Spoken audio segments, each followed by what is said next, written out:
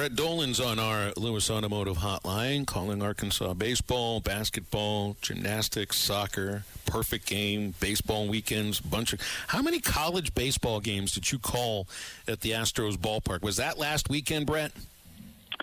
It was 5. So I think I'm up to I'll be at 20 college games here in a couple of days.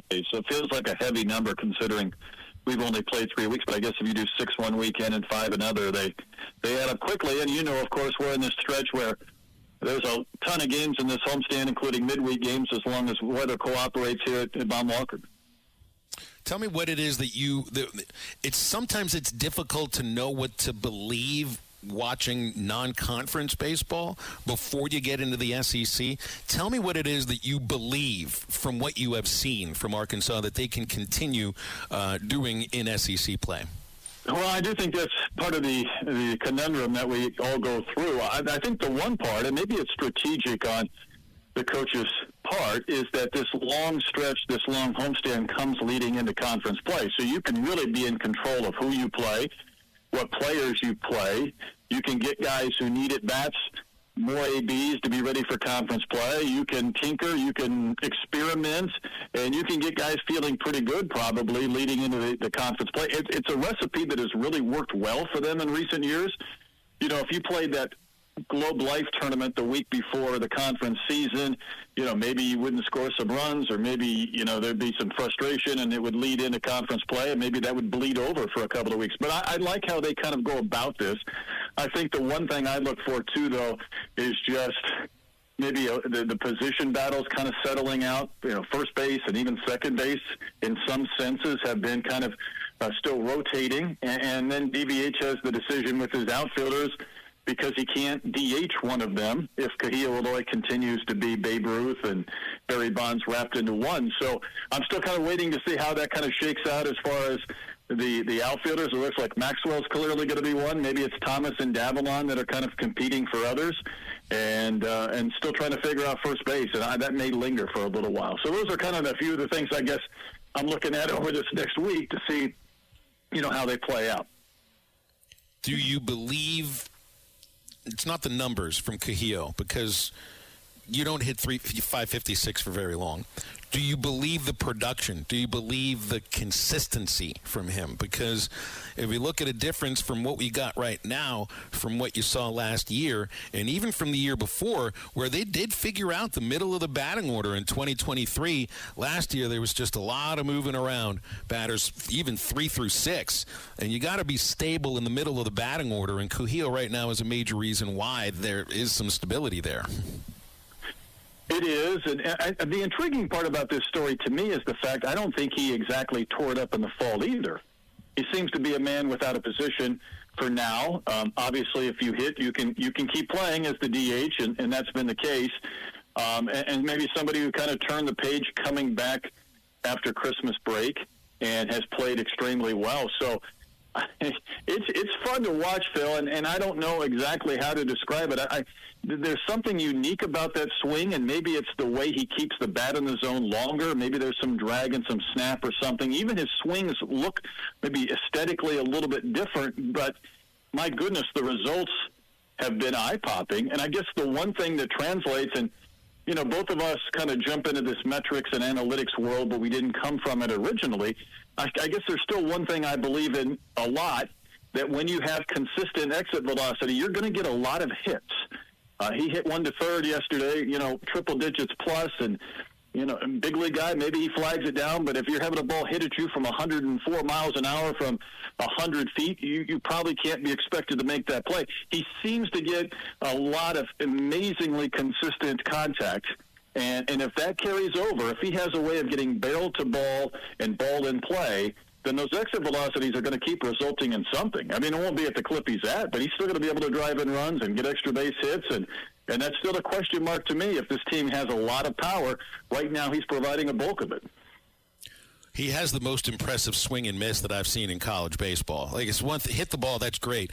His swing and miss is like the most violent thing possible. I kind of remember when Joey Gallo was coming up through the Rangers organization. I saw him in the Texas League. There was nothing like a Joey Gallo swing and a miss. If it was 105 degrees outside, just sit on the first base side of the ballpark that day. He's going to swing and miss a few times.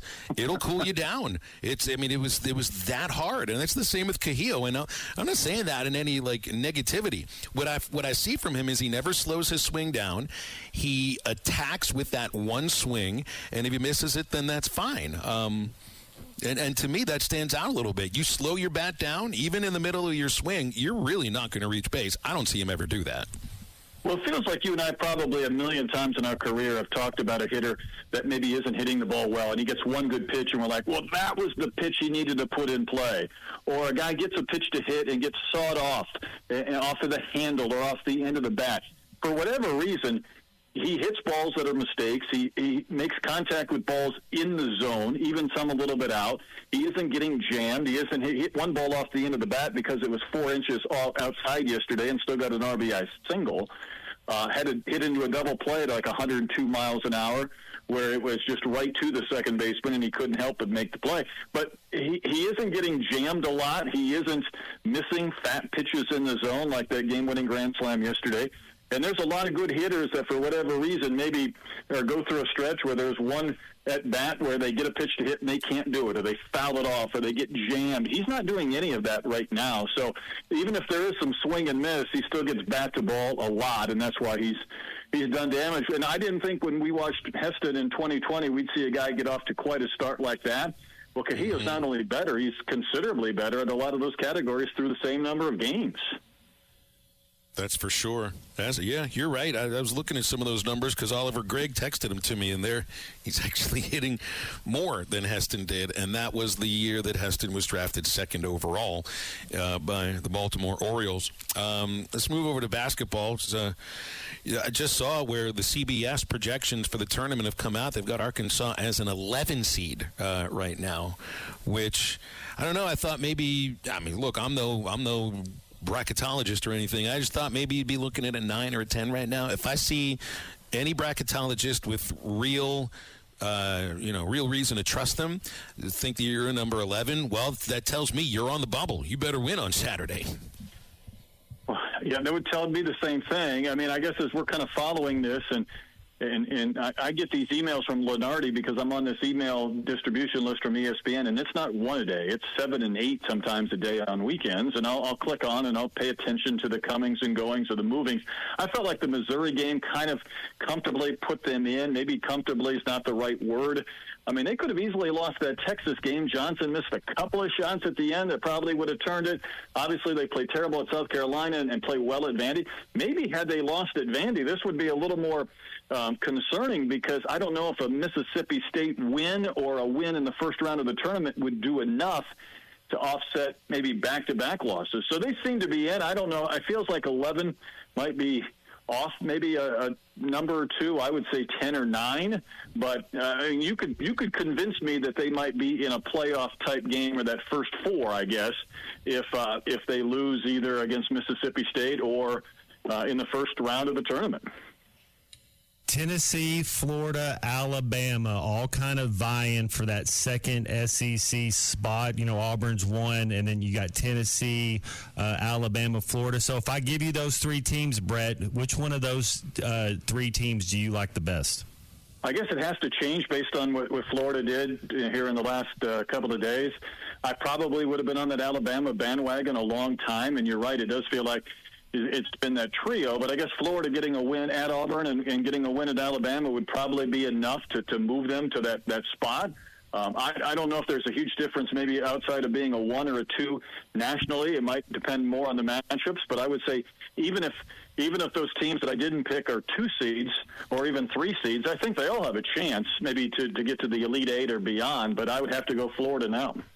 Hey, what about what Rick Pitino's quietly doing there at St. John's? Yeah. Not a lot of national, praise going on. I mean, it's kind of a mess or whatever. However, the transition went from Mike Anderson to Coach Pitino, it was kind of, just something didn't seem right. But man, all he's got him doing is 26-4. Are you a believer? Is St. John's a Final Four caliber team this year? Well, I'm buying in. I don't know about Final Four. Matt, you threw a question to me either a week ago or a couple of weeks ago. We were talking about some teams that weren't quite on the radar, maybe because we're in SEC country. And when we got done, I thought, I should have thrown St. John's into that mix. I don't want to watch a lot of Big East basketball, but I have been watching this documentary on Vice because it's actually better, I think, better produced than the Cal one that airs at about the same time. And I'm fascinated by watching him, because there's no softies that can play for Pitino. I mean, he will chew your rear end up and down, but he gets these guys to play hard, and I think they've been a great story this year. So I think they're deserving of being whatever seed they get, if it's a 3 or somewhere in that mix. And I think his postseason tournament success is enough to believe that they could make a run too. And I do think they're probably one team outside of our region that we probably haven't focused on enough, just because of the superpower that is Pitino and how he's turned around that program quickly. Do you guys see the video of, I think it was like 2 weeks ago, of him just berating them at halftime for playing such a poor half? They fight back. They end up coming back, win the game, and I don't know Cal like that. And like they're contemporaries, right? And we'll always share being national championship coaches at Kentucky, but talk about going at things a completely different way.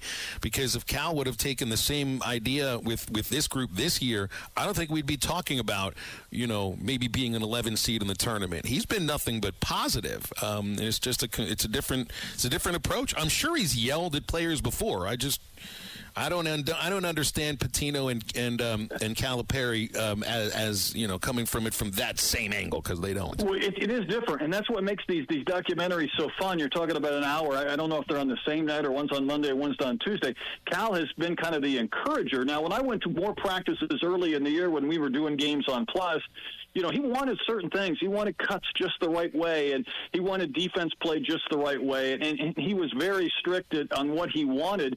But Pitino is like a drill sergeant, too. I don't know if that works for everybody, but my goodness, just through the force, I think he's been able to get these guys to play better. And either at some point, I guess you buy into that or you check out. And to St. John's credit, they bought in, because it can't be a lot of fun day in and day out. But I think the one thing that these two coaches both tell these kids is, I've won before. My way works. I get guys to the next level. If you want to be a part of it, it's a lot easier to row with me than it is against me. BetOnline is the world's most trusted betting platform and your number one source for online betting in 2025. Whether you're a seasoned fan or a first-time bettor, BetOnline is your ultimate game day companion. With the largest selection of odds on everything from NBA and college basketball to the NHL and UFC, BetOnline continues to be your number one sports betting source. From every three-pointer to hat trick, BetOnline has you covered with odds, stats, and more for every game, every play, and every win. BetOnline, the game starts here.